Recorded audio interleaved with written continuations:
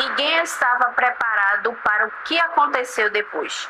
Jesus entrou numa sinagoga sendo admirado e saiu dali quase sendo morto. E isso não aconteceu entre inimigos, aconteceu entre pessoas que cresceram vendo Jesus. Isso pode acontecer com qualquer um, inclusive com quem está dentro da igreja. A paz do Senhor Jesus. Hoje nós vamos estudar Lucas capítulo 4, dos versos 14 ao 30. Pega a tua Bíblia aí e vamos ler juntos e entender porque estar perto de Deus não significa necessariamente reconhecê-lo. Antes desse episódio, Jesus passa pelo deserto, vence a tentação e sai fortalecido.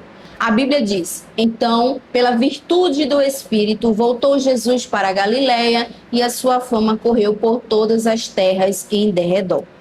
Jesus não chega fraco, não chega desacreditado, não chega anônimo. Ele chega no poder do Espírito Santo e já é conhecido. Nada indicava que aquele dia terminaria em ódio. Mas o problema aqui não é o estado de Jesus, é como as pessoas reagem quando a revelação confronta aquilo que elas já acreditavam saber. E ensinava nas suas sinagogas e por todos era louvado. Jesus começa sendo admirado. As pessoas gostam da forma como ele ensina.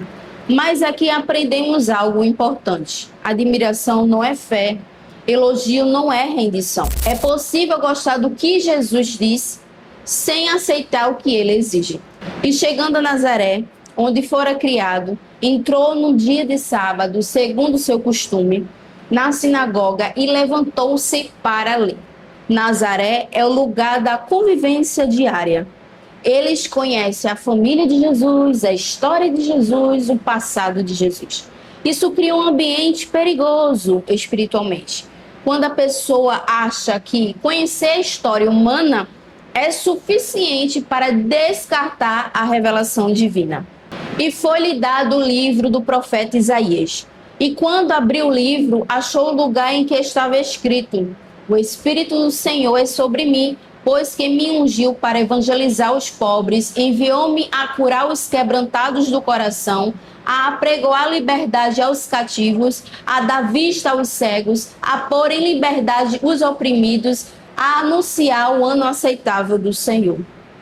Jesus escolhe ler um texto messiânico. Texto messiânico é uma profecia do Antigo Testamento que anunciava a vinda do Messias, o ungido de Deus, prometido para salvar, libertar e restaurar. Isaías 61 era conhecido pelos judeus como um texto que falava exclusivamente do Messias. Então Jesus lê, todos ali sabiam o peso desse texto. E, cerrando o livro e tornando a dá-lo ao ministro, assentou-se, e os olhos de todos na sinagoga estavam fitos nele. Então começou a dizer-lhe: hoje se cumpriu esta escritura em vossos ouvidos. Quando Jesus diz isso, ele está afirmando algo muito claro. Isso não é simbólico, ele não está usando uma figura de linguagem, é direto, ele não deixa espaço para interpretação alternativa, é agora, não aponta para um futuro distante, é pessoal. Ele está dizendo: isso se cumpre em mim. Ou seja, Jesus declara publicamente: eu sou o Messias anunciado por Isaías. E todos lhe davam testemunho e se maravilhavam das palavras de graça que saíam da sua boca e diziam: não é este o filho de José? Eles se maravilham com as palavras, mas travam quando percebem quem está falando. Ou seja, eles não rejeitam o que Jesus disse. Eles rejeitam a possibilidade de Jesus ser quem ele afirma ser. Essa pergunta não nasce da curiosidade, ela nasce da resistência. Eles estão tentando resolver uma questão espiritual usando apenas critérios humanos. Em outras palavras, como alguém que conhecemos desde pequeno pode ser ungido de Deus? Eles analisam Jesus pela origem, pela família, pela história conhecida, mas ignora o que está sendo revelado espiritualmente naquele momento. O problema não é falta de informação. Eles conheciam o texto de Isaías, o significado messiânico, o impacto da declaração. O problema é que aceitar essa verdade exigiria arrependimento, mudança de mentalidade e quebra de orgulho. E isso nem todos estão dispostos a fazer. Veio para os seus e os seus não o receberam. Jesus não espera a incredulidade do povo virar em palavras. Ele conhece o coração e se antecipa à exigência por sinais. Por isso ele diz: sem dúvida me direis este provérbio: médico, cura-te a ti mesmo, faze também aqui na tua pátria tudo o que ouvimos ter sido feito em Cafarnaum. E disse: em verdade vos digo que nenhum profeta é bem recebido na sua pátria. Eles pedem sinais, querem milagres como prova. Mas a Bíblia ensina de sorte que a fé é pelo ouvir. E ouvir o quê? E ouvir pela palavra de Deus. A fé nasce da palavra revelada. Isso não significa que milagres não tenham valor. Muitas pessoas creram após ver milagres de Jesus. Mas o ponto é, o milagre aponta, a palavra sustenta. Quando alguém quer apenas sinais, sem compromisso com a verdade, a fé não amadurece. Por isso Jesus afirma: uma geração má e adúltera pede um sinal. Em verdade vos digo que muitas viúvas existiam em Israel nos dias de Elias, quando o céu se cerrou por 3 anos e 6 meses, de sorte que em toda a terra houve grande fome, e a nenhuma delas foi enviado Elias, senão a Sarepta de Sidom, a uma mulher viúva. E muitos leprosos havia em Israel no tempo do profeta Eliseu, e nenhum deles foi purificado, senão Naamã o sírio.